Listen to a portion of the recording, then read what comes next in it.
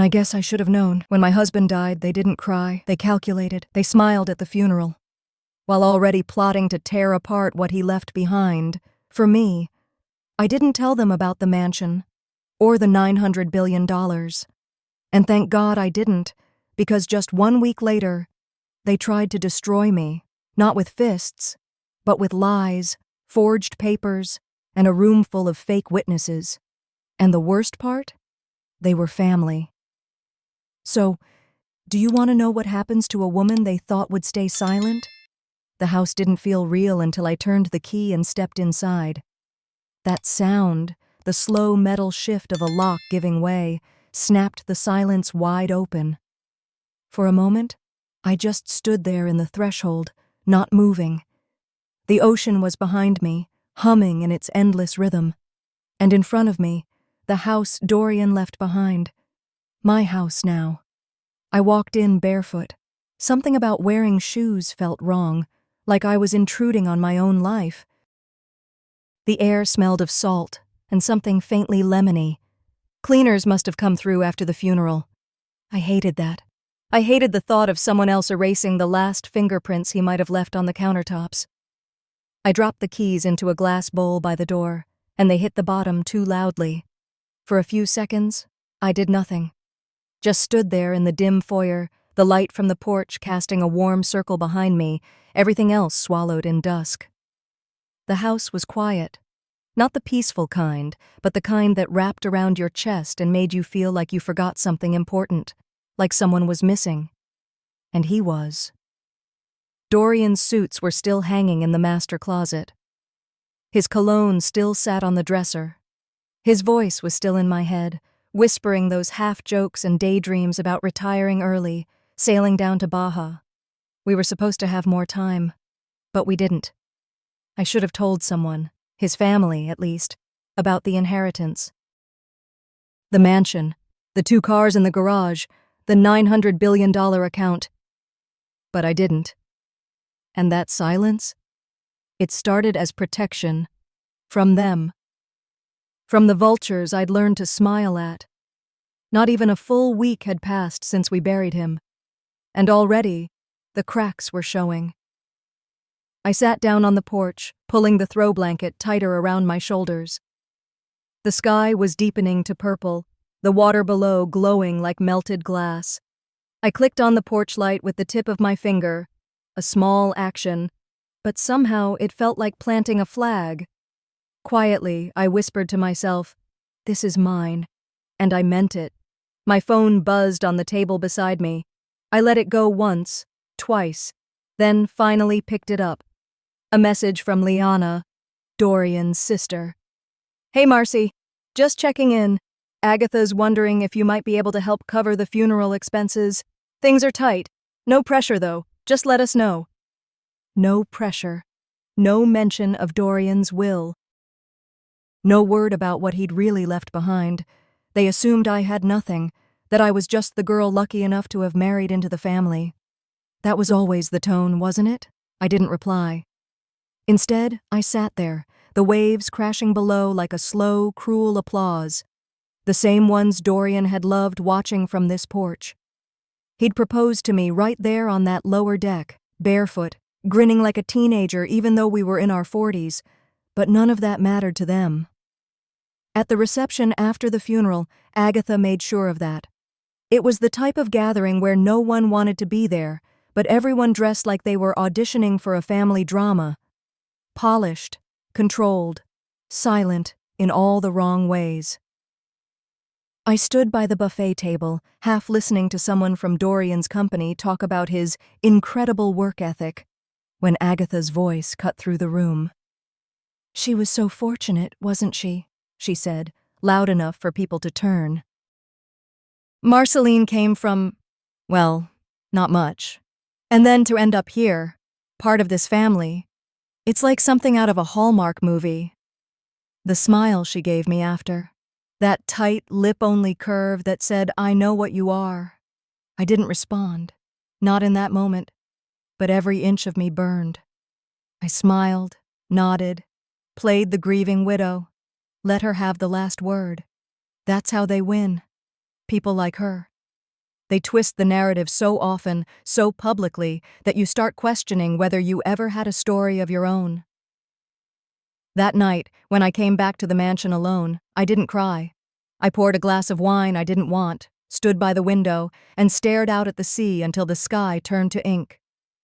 I thought of Dorian, and then I thought of what she said. The way people looked at me afterward, like I was some lucky outsider who'd landed a jackpot. They didn't know the half of it. They didn't know about the meetings I sat through when Dorian was too sick to speak. The legal work. The decisions I made alone.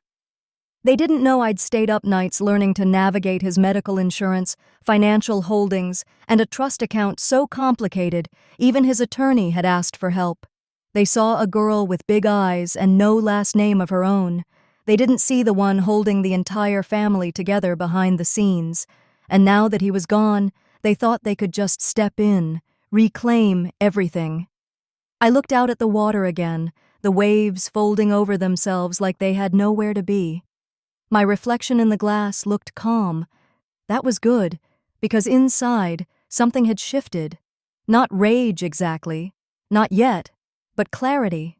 They thought I was weak, thought I was just the widow. But the thing about being underestimated, it gives you room to move.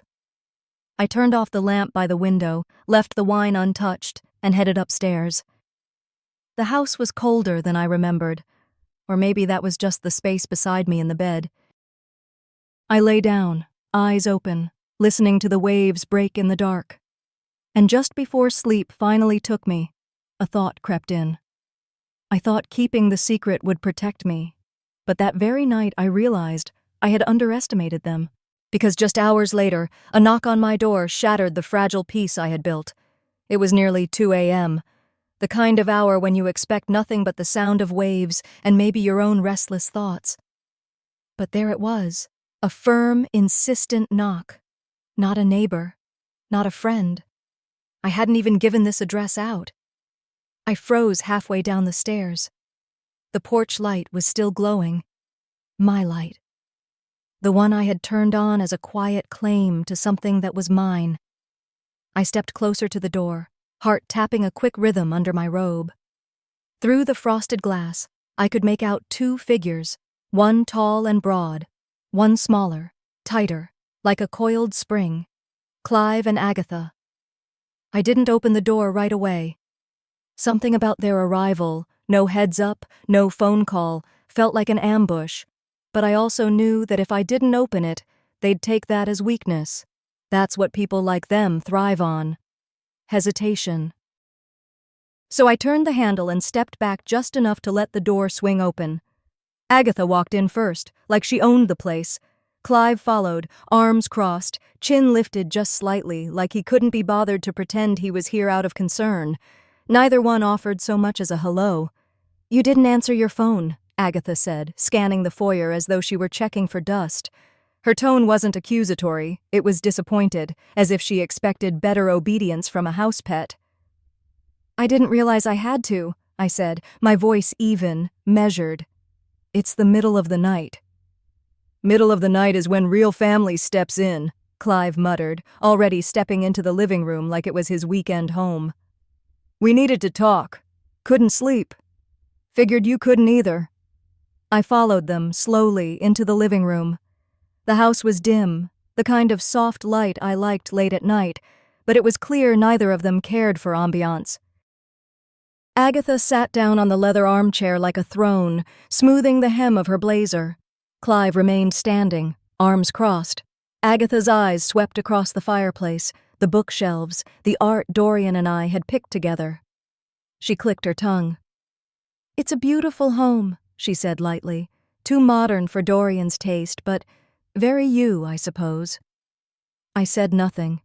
Let her fill the silence with her little daggers. "We just wanted to discuss a few things," she continued, adjusting her bracelet with slow, precise fingers. "The lawyer called me yesterday, just touching base about the estate." I leaned against the back of the couch. "Estate's already settled." "Well, yes," she said with a syrupy smile. "But surely you understand, it's not just about paperwork. It's about legacy. About what Dorian would have wanted. He made it pretty clear what he wanted, I said quietly. Clive let out a short laugh. You honestly think this place, all this, is just yours? He left it to me, I said. All of it. On paper, sure, Clive said, stepping closer, eyes narrowing. But we're not talking about some watch or piece of furniture. We're talking about a family name, a reputation. You married in. You weren't born into it. My jaw clenched. Agatha nodded, as though that settled something. We're not here to argue, she said. We want what's fair, a redistribution. You can keep the small car, of course, but the house, the investments, those belong with the family trust. I stared at her, then at him. You want me to give it all back? I said flatly. To honor Dorian, Agatha said, hands folded neatly in her lap.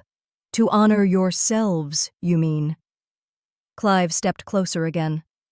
Let's not make this difficult. We're trying to be civil. I swallowed a response that was anything but. Civil would have been a phone call. Not showing up at 2 a.m. like you're here to audit my furniture. We didn't want to do this in front of the rest of the family, Agatha said. Thought it'd be easier. Quieter. That much was true. They wanted me alone. Off balance. Caught in pajamas and grief, soft and silent like they remembered me. But that version of me died with Dorian. You can leave now, I said calmly.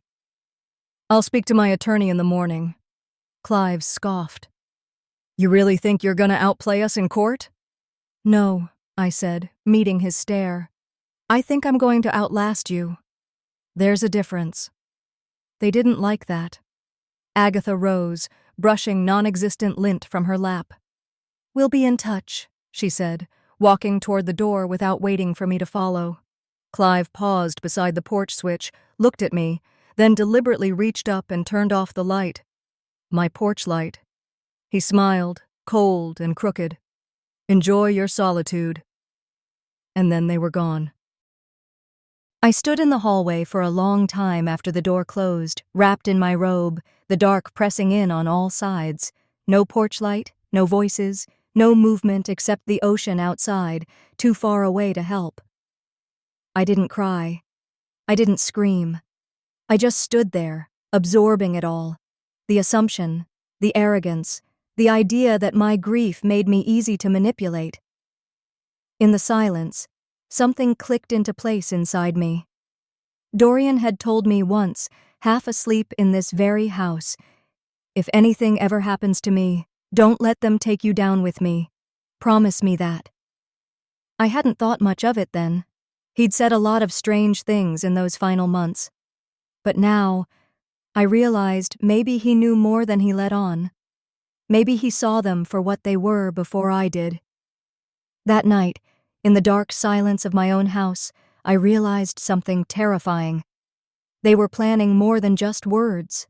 And the next morning, I found proof of their intentions, proof they had been moving against me long before Dorian's death. I hadn't slept. Not really. I drifted between memories and the sound of the ocean until the sky began to lighten through the curtains. When I finally swung my legs over the edge of the bed, I felt heavier, not just from fatigue, but from the weight of something deeper. Violation. Still wearing the same robe, I made my way to the study. I hadn't spent much time in there since Dorian passed. Everything in that room still smelled faintly of his cologne and cedarwood polish.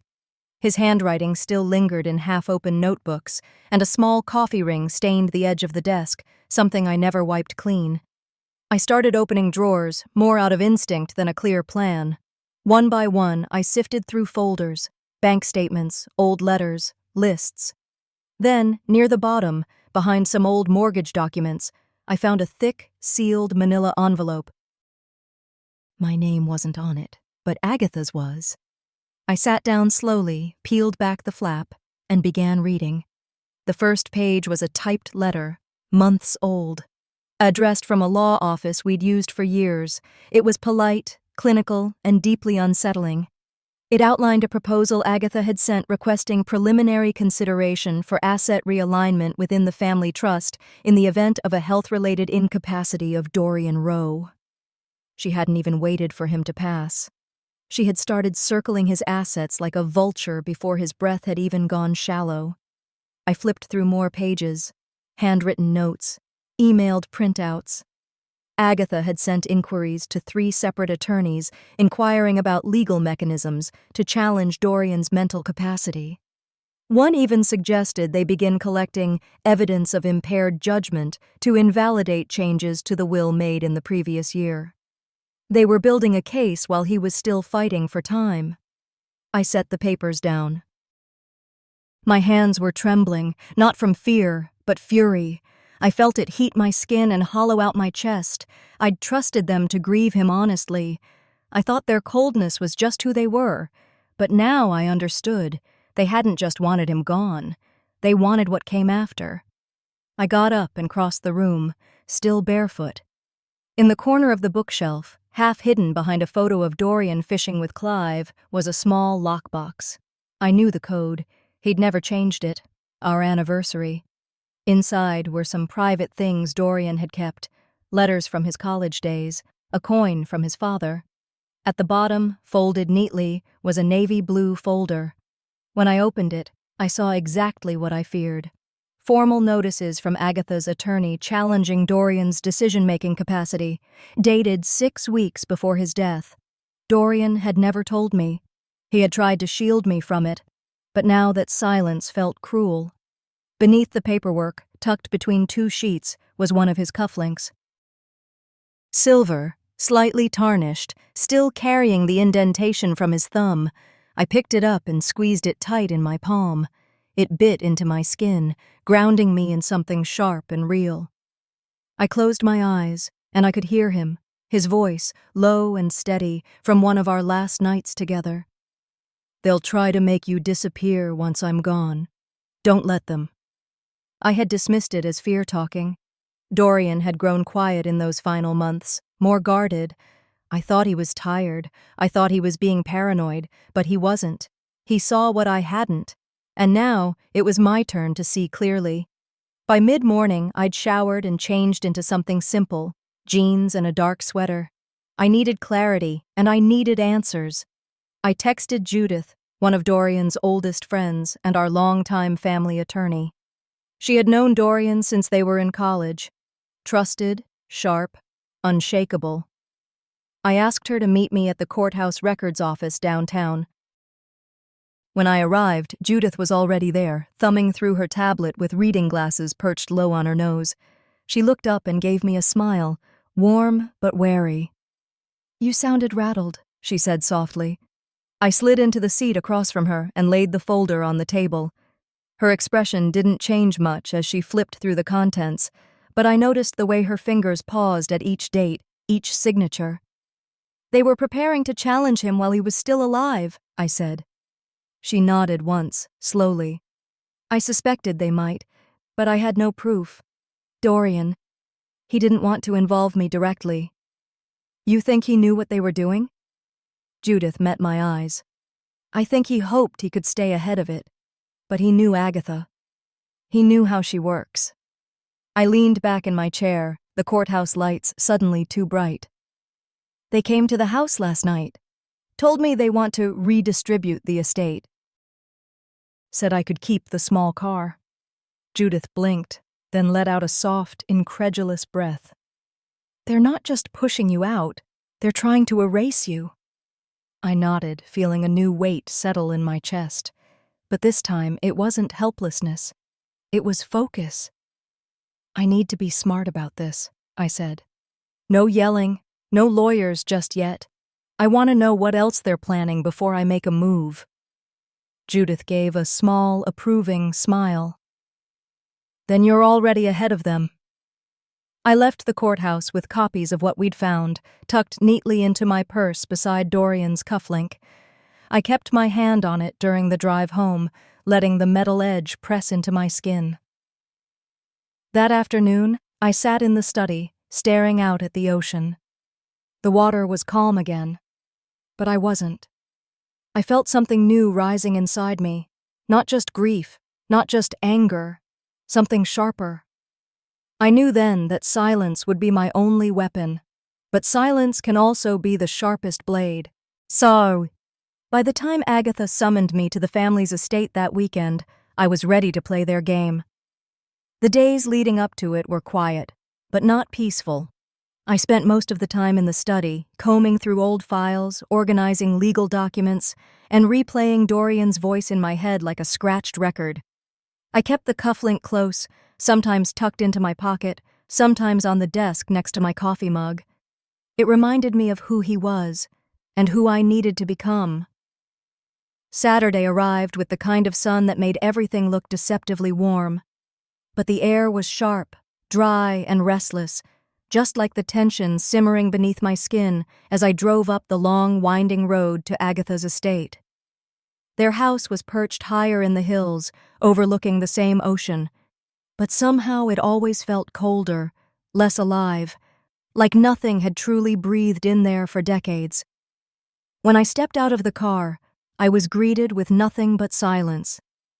No one at the door. No waves of sympathy, no family hugs, just the long echo of my own heels on the marble as I entered. Inside, the scent of roasted meat and old perfume floated through the foyer. I spotted Clive first, leaning against the wall by the hallway, drink already in hand. He didn't say hello, just gave me a half smile that didn't reach his eyes. "Nice of you to finally show," he muttered as I passed. I said nothing. I didn't need to. The dining room was already half full. Extended cousins, aunts, and distant relatives I'd only met once or twice. They watched me like a movie they weren't sure how to interpret. I was the widow. I was the outsider. I was both pitied and resented. Agatha stood at the head of the table, wearing a deep navy dress, pearls at her throat, and that same rigid posture that could have been carved from stone. Her voice was smooth when she greeted me. Too smooth. "Marceline." "I trust the drive wasn't too difficult." "No," I replied, slipping into my seat. "It was clear." "Good," she said with a tight smile. "We've all been waiting." Dinner started with polite chatter, talk of travel, of the weather, of Dorian. Briefly, Agatha led the conversation like she always did, with a well-manicured grip. I barely spoke. I didn't need to yet. I just watched, studied, absorbed. The tone shifted after the second course. "It must be overwhelming," Agatha began, slicing her lamb with surgical precision. "Managing everything alone now." I kept my expression neutral. Some days, yes. Others, not so much. She gave a soft, fake laugh. "Well, it's a lot of responsibility for someone so young. Not everyone is equipped for it. And of course, none of us were consulted in Dorian's financial decisions." I set down my fork. He was very intentional about how he handled things. She said, dabbing her lips with a napkin. Intentional can sometimes be misguided. A murmur of agreement from someone at the far end. I didn't turn to see who. Clive leaned forward. "We've actually put together a little something, a proposal, for clarity, for unity." Agatha reached beneath the table and pulled out a slim leather folder. She passed it down without looking directly at me. Inside was a contract, typed, printed, clean. It outlined a transfer of primary estate assets into the Rowe Family Trust for the sake of long-term preservation and fiscal integrity. My name was mentioned only once, as the signer. I closed the folder. "You want me to hand over the mansion, the cars, the accounts," I said flatly. "To preserve what Dorian built," Agatha said, sipping her wine. "To ensure it remains in trusted hands." Clive laughed under his breath. "Let's be honest. Do you even know how to manage that kind of money? It's not like you were the brains of the family." A few snickers followed. Not loud, but loud enough to sting. My fingers slid beneath the table, finding the cool metal of the cufflink still tucked in my pocket. I squeezed it hard. You're asking me to sign away my husband's legacy, as if it was never mine to begin with, I said. Legacy belongs to blood, Agatha replied, her tone flat. I met her gaze. Calm, direct. I see. There was an awkward pause. Then a hand reached across the table with a glass of red wine.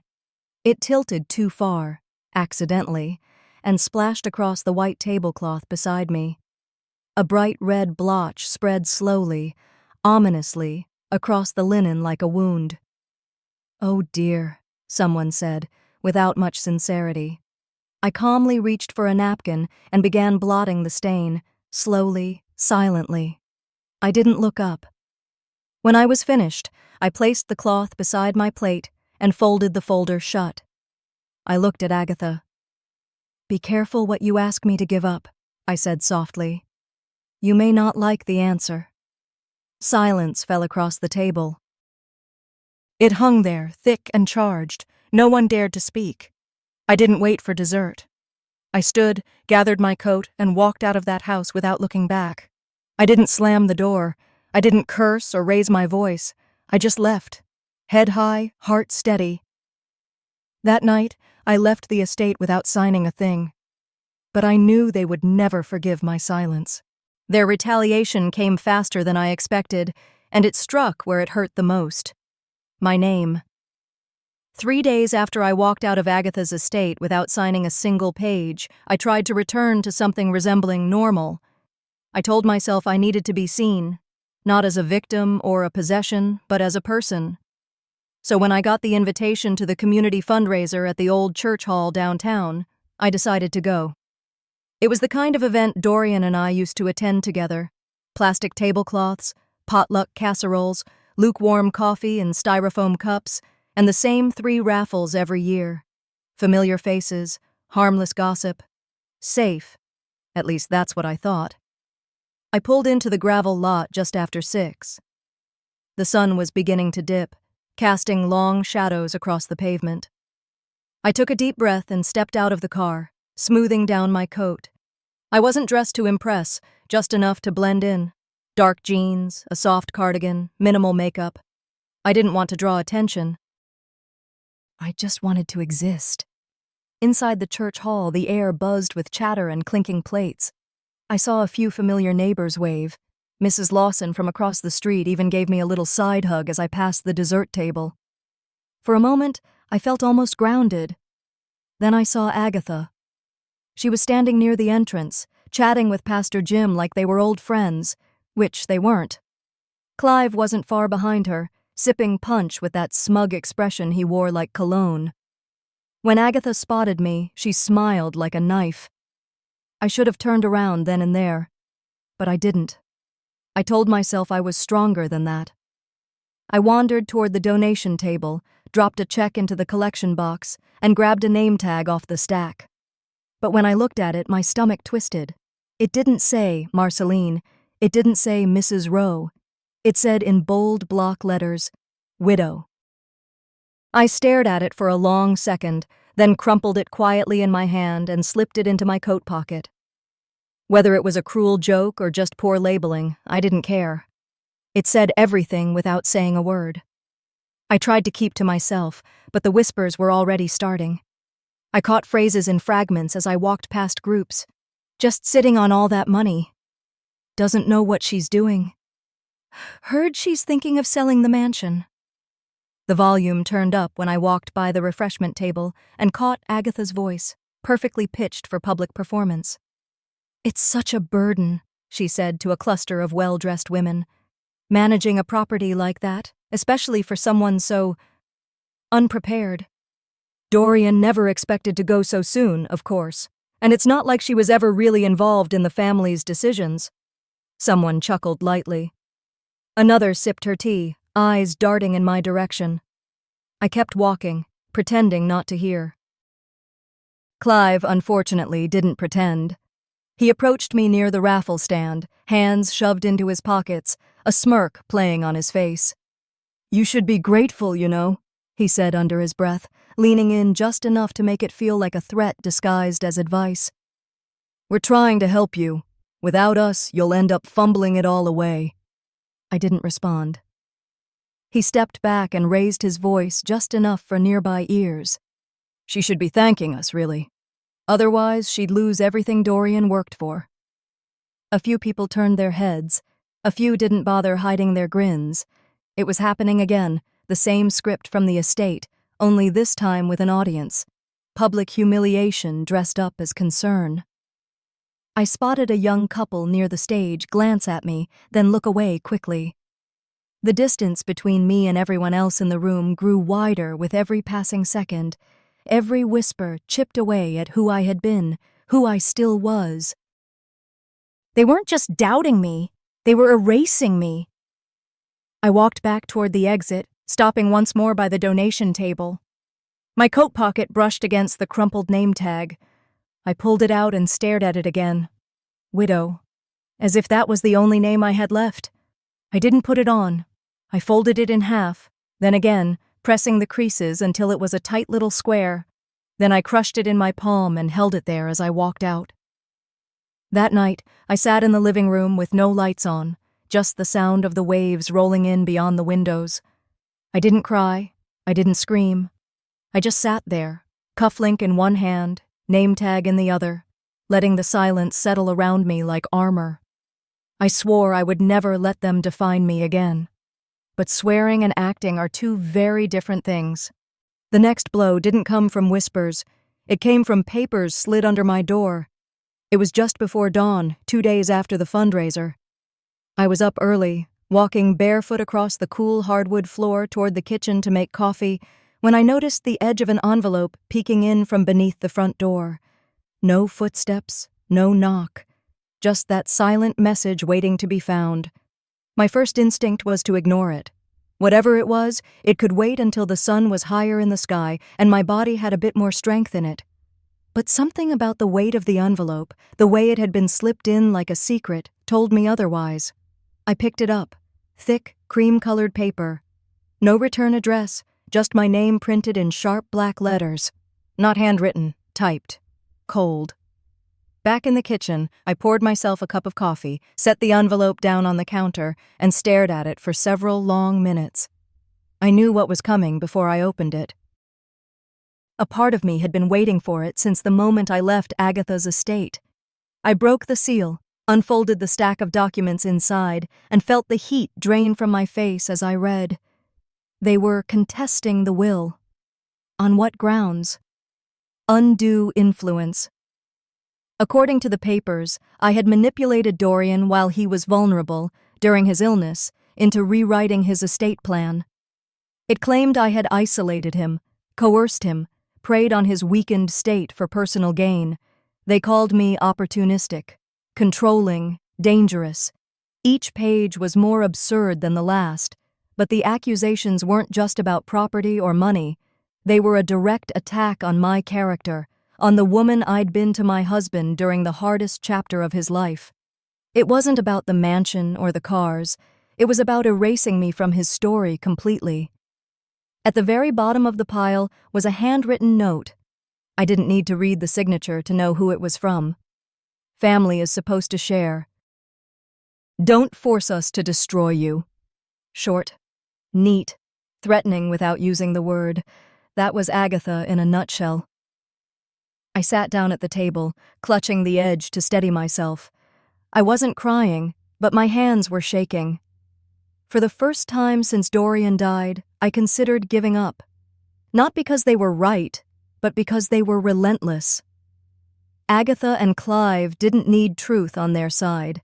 They had time, resources, and no shame.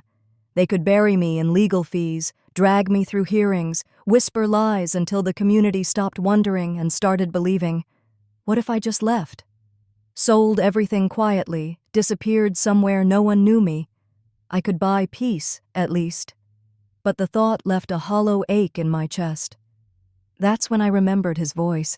Not just any memory, but one night, about a month before he passed. He was thinner then, his voice quieter, but his eyes were sharp. They'll come for you, Marcy. Maybe not with fists, but they'll come. Don't let them erase you. Erase me. That's exactly what they were trying to do. I looked down at the papers again, then out the window. The sky was turning steel gray. A storm was building, winds already pushing against the house. I stood up and walked to the porch, letting the door swing open against the wind. The old light above the door was flickering, barely holding on.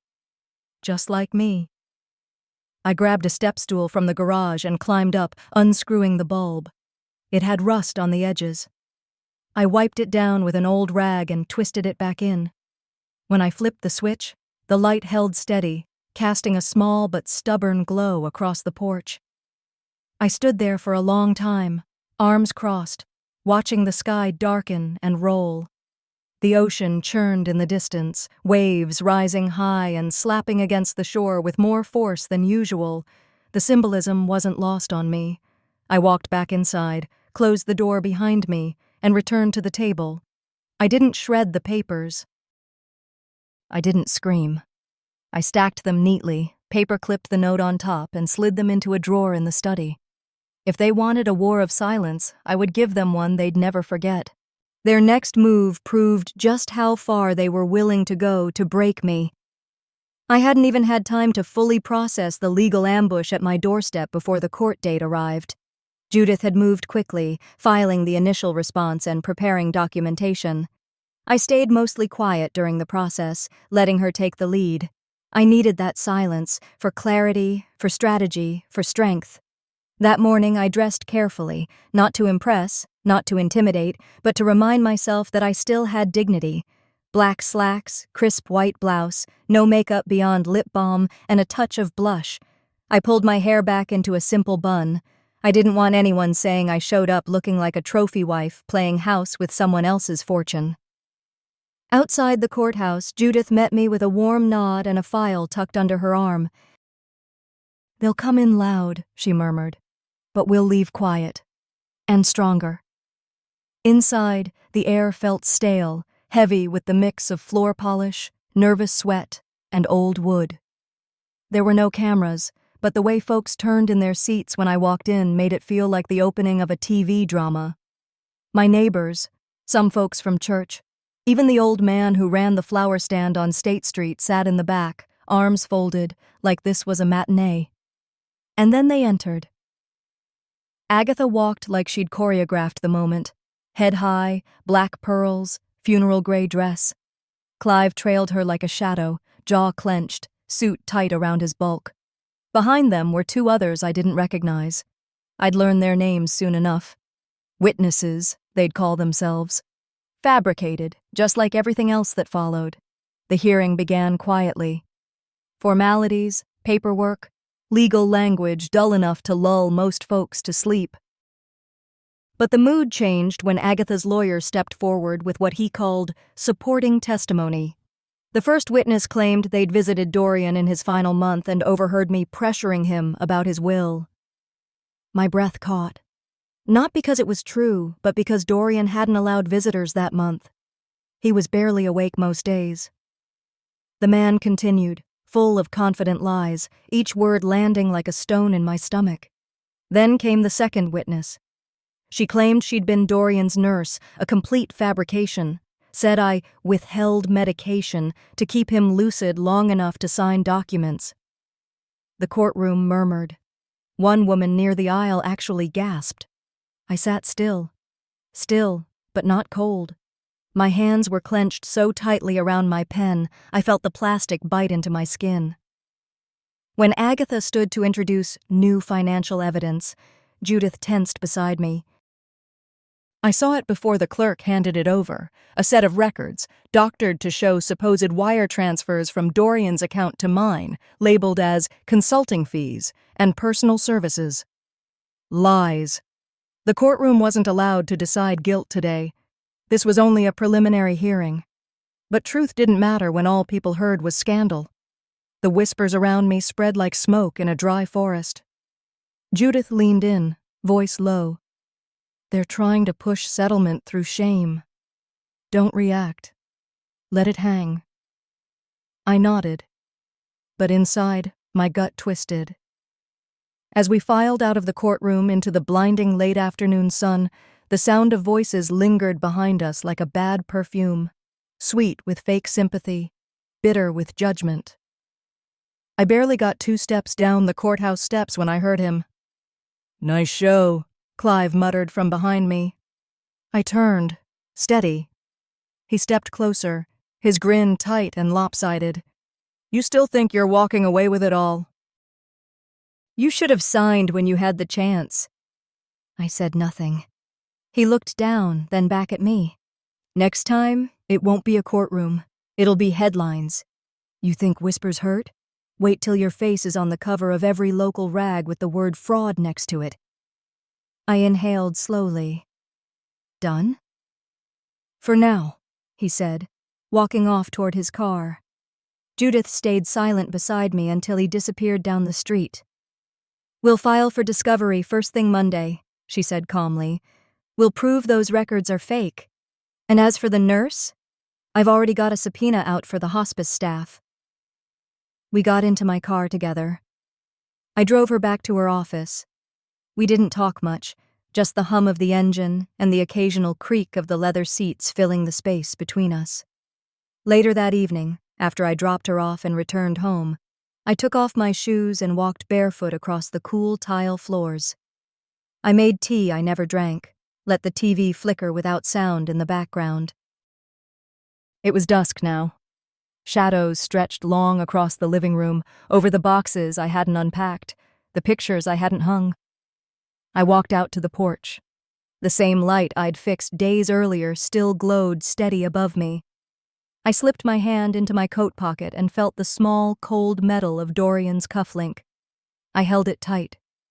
"Almost time," I whispered to no one, just the sea and wind.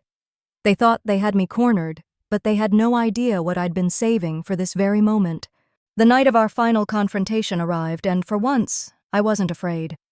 The house was quiet, but not calm. Thunder cracked somewhere over the ocean, echoing through the tall glass windows of the dining room. The wind pressed against the panes like it wanted in. I stood in the kitchen, staring at the polished silver tray I had placed near the entrance. Coffee, tea, untouched pastries. It looked like a setup for peace, but peace was never what they came for. A week had passed since Dorian's funeral. Exactly 7 days since I stood in black lace beside his casket, while Agatha clutched a handkerchief she never used, and Clive lingered in the back, phone in hand. Tonight, they had called this a family meeting. I didn't ask for it, but I didn't cancel it either. By the time I opened the door to them, I had already decided. No more running, no more silence. Agatha walked in first, her heels tapping hard against the marble floor. She didn't wait for an invitation. Clive followed behind, his usual sneer replaced with something colder, calculation. They were dressed like they were attending a gala, not a confrontation. Their performances never wavered. Judith was already there, seated at the end of the table with her briefcase closed but within reach. She didn't speak.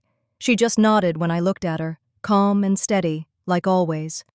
Extended family trickled in, cousins I barely knew, an aunt who had never once visited while Dorian was sick. Their eyes slid from me to Agatha, as if waiting to see who they should side with.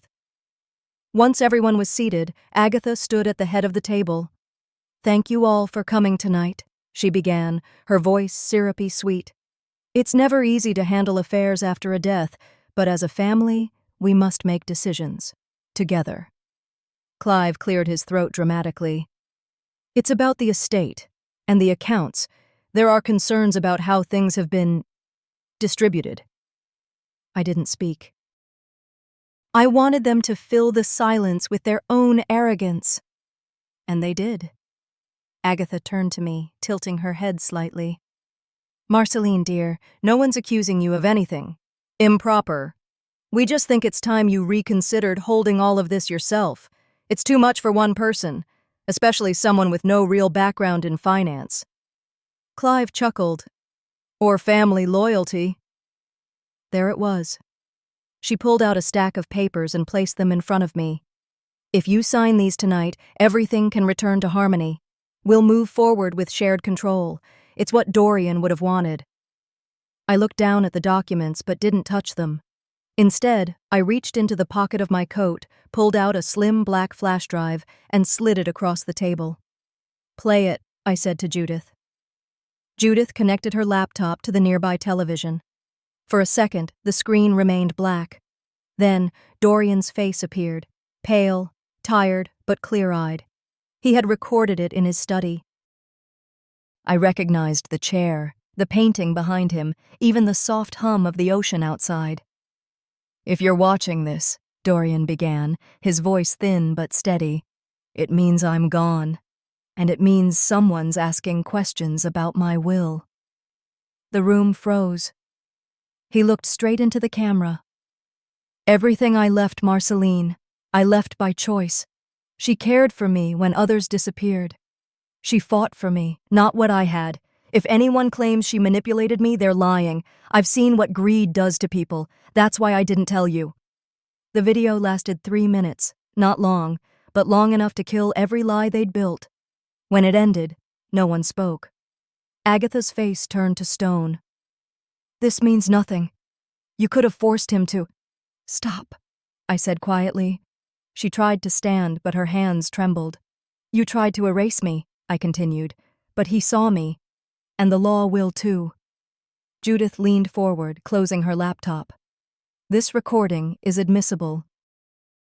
And we have verification from the hospice nurse, Dorian's doctor, and digital timestamps." Clive stood abruptly. "You think this changes anything? You really want to go to war with us?" I stood too, slowly, deliberately. "You started a war when you slipped those papers under my door." Agatha's eyes narrowed. "You'll regret this." I turned from them and walked toward the wall near the front entry. The storm outside had knocked the porch light loose again. I reached up and flipped the switch. This time it flickered once, then stayed on, glowing steady through the glass. When I turned back to the room, they were still seated, silent. "I'm done letting you speak for him. Or for me." The room stayed quiet, except for the wind outside and the distant rumble of thunder rolling out to sea. I didn't throw them out. I didn't have to.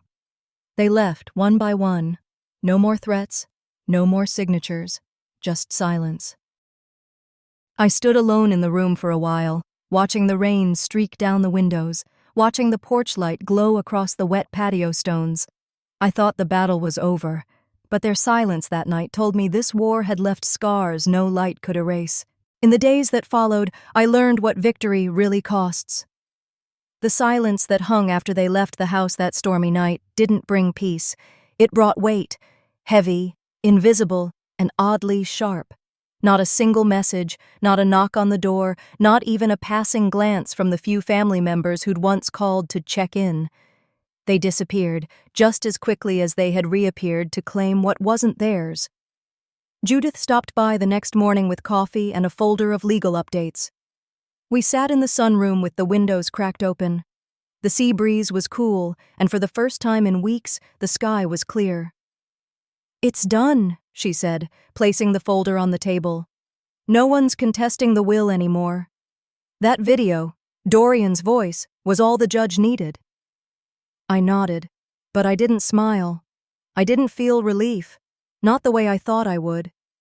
Instead, it was quiet, hollow, like the final echo of a bell long stopped. Judith touched my hand. "You know, you didn't just win the case, you protected his truth. That matters." After she left, I walked through the house slowly, barefoot on the hardwood floors. Every room held pieces of him.